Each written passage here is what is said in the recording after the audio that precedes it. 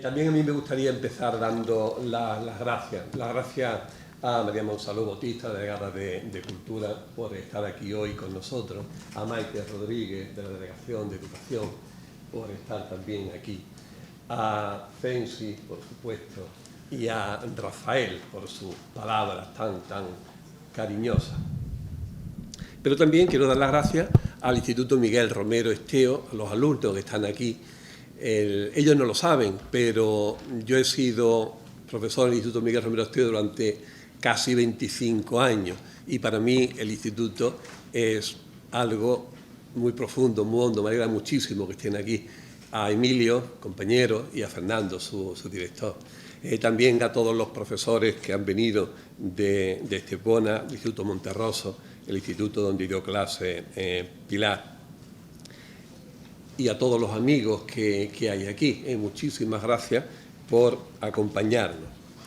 Hemos hablado, o se ha hablado mucho de esta antología que es una antología de poemas escritos por mujeres, y yo en realidad me gustaría que no fuera exactamente, o me parece que no es exactamente una antología, porque el objetivo fundamental no es mostrar poemas de poetas mujeres, sino va un poco más allá. Se trata de ir utilizando determinados poemas escritos por mujeres que nos van llevando a ir viendo la transformación que ha sufrido la imagen de la mujer en los últimos 60 años. Aquí se recogen poetas. Está, por ejemplo, Julia Uceda, de quien hemos hablado hace un momentito, quizás de las mayores que estén, hasta poetas que son ahora mismo muy jóvenes. Y a través de esos años se ve perfectamente cómo la imagen de la mujer ha ido evolucionando, cambiando, de forma, además, absolutamente radical y absolutamente nueva. Como bien decía Rafael, quizá el cambio fundamental haya sido el convertir a la mujer de deseada en deseante, con ese juego de que hablaba con Juan Ramón Jiménez. Y es que la poesía tiene muchas lecturas. La mayoría piensa que la poesía es expresión de emociones, de sentimientos, y sí, lo es. Ahí tenemos el recuerdo de todo el romanticismo y de Becker, uno de los poetas más leídos y más queridos, uno de esos poetas que crea afición. Pero la poesía va mucho más allá. Como bien nos decía hace un momentito Aurora Luque, la poesía implica también una lucha enorme, grandísima con las palabras. El poeta es un albañil que en vez de ladrillo utiliza palabras, y esas palabras tiene que despojarlas del polvo que se ha ido acumulando a través de lo cotidiano. Utilizamos tanto las palabras que al final se llenan de polvo. Tenemos que devolverle esa brillantez, y eso es lo que hacen los poetas. Pero a mí me gustaría llegar un poco más allá, porque la poesía puede ser también perfectamente un reflejo, un espejo de la sociedad en la que se escribe. En la poesía, mejor que en muchos tratados filosóficos, sociológicos, está el mundo, las ideas, la ideología, la visión que se tiene en ese momento. Y esa visión, pero ceñida a la mujer, es lo que yo trato de mostrar a través de todos los poemas. Voy a solicitar, si os parece, que me ayuden con esta exposición en la lectura algunas de las poetas que están presentes, tanto Julia Uceda como Rosa Romojaro, como Aurora Luque, que estaban aquí, están representadas en la antología, y os pediré en su momento que leáis vuestro poema. Y también pediré a los alumnos del Monterroso que lean también dos de los poemas. Hablaba Aurora Luque en su primera exposición de que la gente más joven de ahora, las mujeres más jóvenes de ahora, no saben muy bien lo que se han encontrado, ya se lo han encontrado todo hecho. Y si se repasa bien la nómina de esta antología, se ve que hay una inmensa mayoría de mujeres nacidas en la década de los 50 y primeros 60, que yo creo que es una década fundamental, la de las mujeres nacidas, no solo entre las mujeres, también entre los hombres, pero las mujeres más todavía. Fijaos que son somos hombres y mujeres que hemos sido educados en una dictadura, con todas las limitaciones que eso conlleva, y que hemos llegado a nuestra primera adolescencia y a nuestra primera juventud en un mundo completamente distinto, con la democracia. Y eso es para caer esquizofrénicos. Nos han educado en una dictadura y hemos tenido que hacer frente a la democracia, no sabemos cómo. Pero la mujer todavía lo ha tenido más complicado, más difícil, porque cuando llega la democracia se encuentra con que ella está 2 pasos más atrás y que tiene que luchar por ponerse no delante, pero sí al mismo nivel que los hombres. ¿Quién va a realizar eso? Pues las mujeres nacidas en la década de los 50 y primero de los 60, que son las mujeres que están aquí más representadas. De Julia Uceda se ha leído un poema, uno de los poemas, es el que aparece aquí en esta antología. Y me gustaría recordar los últimos versos, a ver si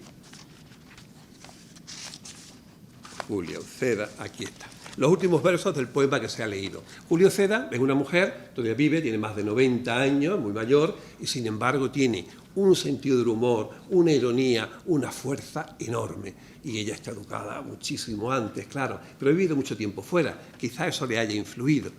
Fijaos el final del poema que se ha leído antes, hablando del amor, hablando del hombre y del amor, punto y aparte.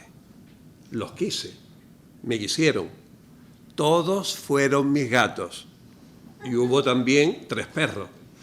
Lo sé, no ha sido tan terrible.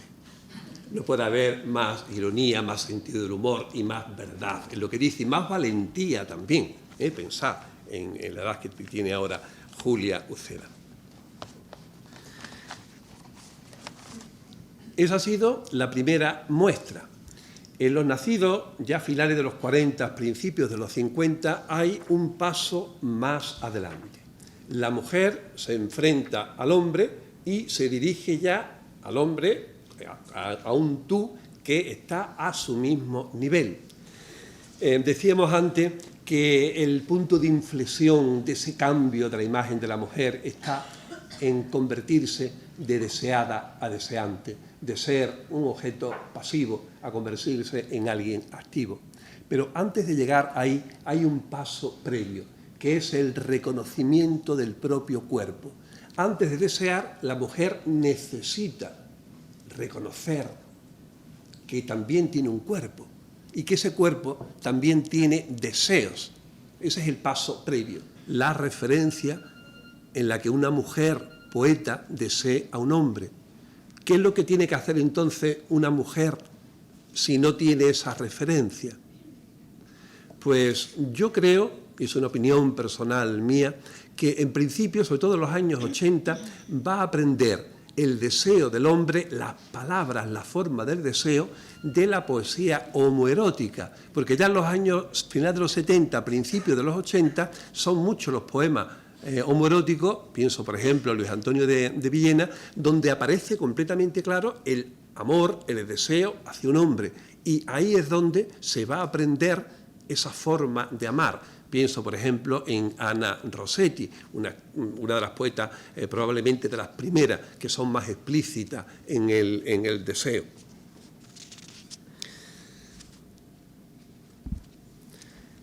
Una vez establecido el deseo, hay algunas poetas que llegan un poco más allá y hacen parodia.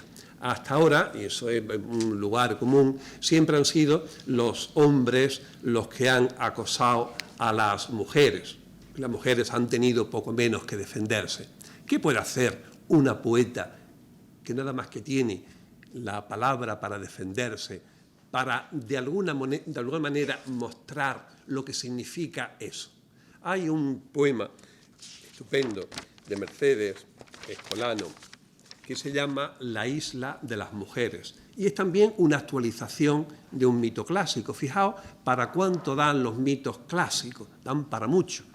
Ahí está casi toda la literatura también de ahora. En La isla de las mujeres hace una actualización del famoso mito de las Amazonas. aquellas mujeres guerreras que vivían en comunidad, únicamente mujeres, que según algunos autores se cortaban el pecho para poder disparar mejor el arco, que una vez al año copulaban con los hombres del pueblo vecino y que una vez embarazadas, si tenían un niño, o bien lo sacrificaban, o bien lo mandaban con los padres, o bien los mutilaban a una parte y los dejaban como sirvientes. Únicamente educaban a las mujeres, la educaban en el trabajo, en la agricultura y en la guerra. Fijaos qué pueblo. Esto es un mito que tiene ya siglo V, VI a.C., tiene muchísimo, tiene una base histórica ese mito. ¿De dónde ha salido? Hay autores que piensan que sí, que puede que tenga una base histórica, no se está seguro. Lo que sí es cierto es que de alguna manera ya entonces había esa chispa de pensar que las mujeres podían ellas solas vivir sin necesidad de estar bajo la sombra de ningún hombre.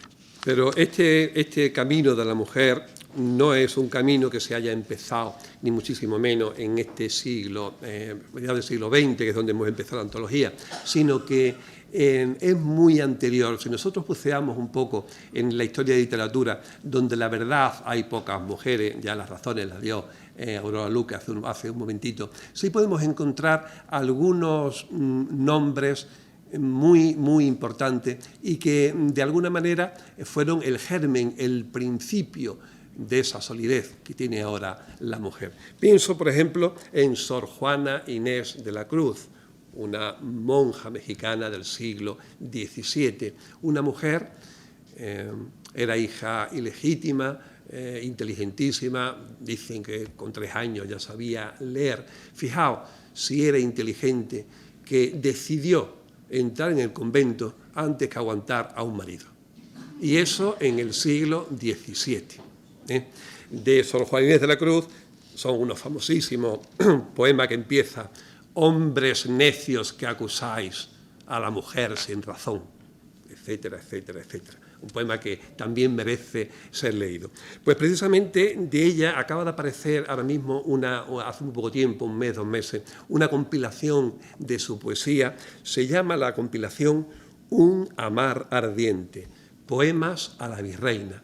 Y son los poemas que escribió Sor Juana Inés de la Cruz a la virreina de México, María Luisa Gonzaga Manrique de Lara.